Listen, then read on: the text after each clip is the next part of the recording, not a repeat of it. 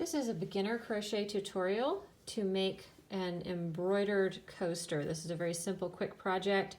You can do a set, you can do them with different colors of embroidered yarn. You can use a variegated yarn that changes color. So it's a quick and easy gift. I am using single crochet, that's US terms. In the UK, that's called double crochet, which has a different meaning in the US. So whenever I'm saying single crochet, if you're used to UK terms, mentally substitute double crochet. I'm going to begin with a series of 12 chain stitches, and that's what I will be working off of to form the rows of this coaster as it grows. So we're going to start with a slip knot to anchor it to our hook. I'm using RN weight yarn, that's heavy worsted weight. This is just a crafting cotton by Paintbox Yarns. You can go to a big box crafting store and find like Lily Sugar and Cream. At Walmart it's called Peaches and Cream. And you can also use a different fiber. If you use acrylic, it's not going to be absorbent, which is not so great for a coaster. This one is 100% wool. This is Kelburn Woolen's Germantown yarn, which is US sheep, US manufactured yarn. Acrylic will work, but it's not as desirable when you're going to be working, you know, with coasters, hot pads, anything that has heat or moisture. The acrylic is not so great for it. So the first thing that we're going to do is anchor the yarn to the hook. And so to do that, we're going to create a slip knot. Begin by leaving yourself a 4-inch, about a 10-centimeter tail, so that you're not starting right down here near the tail of your yarn. You'll end up with the first few stitches starting to pull themselves apart if you don't give yourself a little bit more to work with. So give yourself that 4 inches, make a U shape, and then give it a half twist. So now you've got a loop.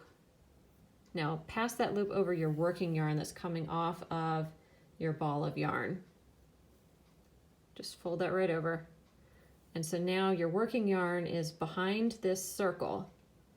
So take your hook. We're going to pass it over the circle and under the working yarn. Just like that. So snug that up and you've got your slip knot on your hook. I'll do that one more time. I am using the Clover Soft Touch hook. It has a paddle style handle, which I find comfortable for the knife grip that I hold my crochet hook in.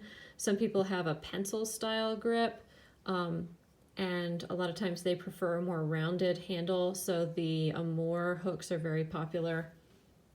This one has a really, really smooth finish on the metal. I really enjoy it. So to begin, we're going to do 12 chain stitches. So we're going to pass the yarn from back to front, and don't pull really tight. You want to form nice even stitches, and you don't want them so tight that they cinch in and pucker up your whole project because your original row was too snug. As you work onward, the single crochet stitches are going to have a lot of stretch to them. This chain row is not, which means that you need to start it a little bit looser than you're going to be working your stitches later on, because this one isn't going to give you really any flex, especially in the cotton. The cotton does not stretch. Acrylic and wool have some bounce and elasticity to them that cotton does not have. So you're going to pass that yarn over back to front, snag it with your hook and pull it through. You have now formed your first chain stitch. This little knot down here at the bottom doesn't count, and the loop on your hook does not count. If you're a knitter, you are used to counting the live stitches on your needle as worked stitches. They count as a row. In crochet, that is not a stitch, not yet. We have not worked it. So we have one stitch. We're going to do 11 more for a total of 12. So that's 1, 2, move my hand here, 3, 4, 5, 6, 7, 8, 9, 10, 11, 12. Okay, now we're beginning to work our next row here. Crochet stitches have height to them, and you have got to get your working yarn up to the correct height for each row. If you're working really tall stitches, you have to work several chain stitches to get up to that height.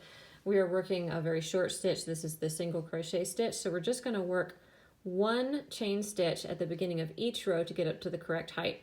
We're also going to be working our stitches off of the back side of this chain right here, because if we work off the top of it, then the edge of our coaster is going to have this little series of bumps right there.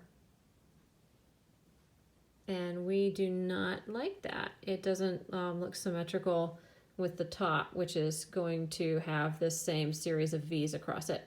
So we're going to work into these back bumps right here, leaving these tidy little flat V's exposed on the edge of the coaster. So the first thing that we're going to do is work one chain stitch to get ourselves up to the height that we need, and then we will be working our first single crochet into this bump right here in front of my thumbnail. So I'm going to pull that yarn over, draw up a loop right there, that's a chain stitch. We're now at the right height to begin our next row.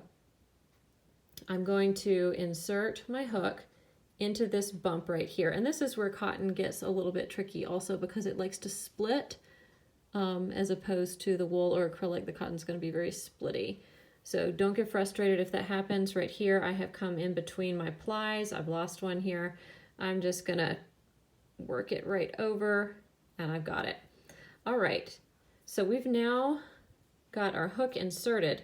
We're going to draw up a loop, just like when we were doing the chain stitch, but this time we're pulling it through that previous stitch from the previous row. Now we've got two loops on our hook. One more time, pass the yarn over, pull it through. That's your single crochet stitch. And here it is on the top right here, another V. We've got one stitch. Okay, now we're going to continue across in the same way. Insert the hook, pass the yarn over, draw up a loop.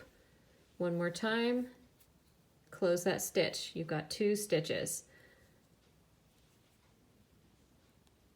So we're going to work our way all the way across. When we get to the end, we're going to turn and start back again. I'll meet you there. Okay, so I have worked across the row and ended with 12 stitches, and you can start to see the stitch anatomy here. The front side of the stitches, you're going to have a post, which in the single crochet is formed of a little V shape, and then this chain sitting on top of it. So each stitch has got the post, and that is going to vary depending on what kind of stitch you've done, what that looks and how tall it is. And it's going to be closed with a chain stitch, which is going to form the top of the following stitch. And so this stitch right here, the post between my thumbnails, is part of this stitch here on the top. And now you can see where the chain row that we started with looks like the top of a row of crochet. The back side, because we're going to flip over and work back across the way that we came, the back side looks a little different. You've got this bump right here, and the stitch is spreading out. It's an inverted V. So the first thing that we want to do is work another chain stitch to get us up to the correct height to work a row of single crochet. And now we're going to insert our hook into the top of that last stitch in the previous row. So we just put it right through,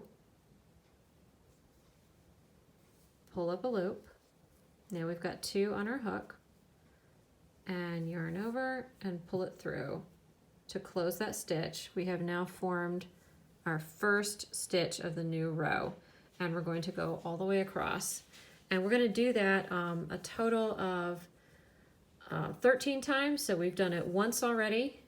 We're now working row 2, and then we will do 11 more rows after that. So I'll take you through the next few stitches and then leave you to complete this coaster, and then we will get back together again for the embroidery.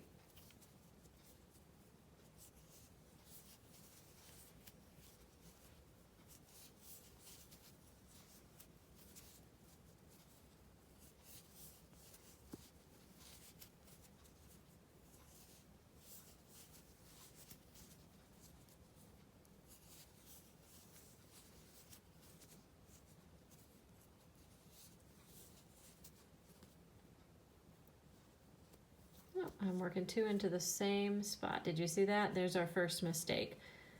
If you stick your hook back in there again, what you've done is worked an increase. And if you count your stitches, which you should always do, and you have one too many, you can look and see if you accidentally added some at the edge, and then look and see if you've got 2 posts coming like squished, fanning out together like that. That's where you got 1 stitch too many. So I just pull that back out again.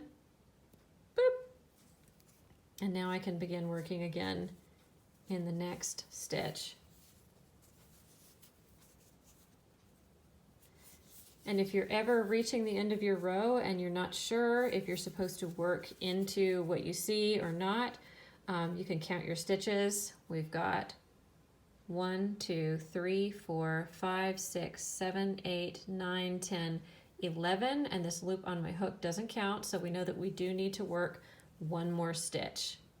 If we don't, we will end up shrinking and our project will be a trapezoid instead of a square. So now I've finished my second row. I'm going to turn, chain 1, and work back again. I will meet you when we have completed 13 rows.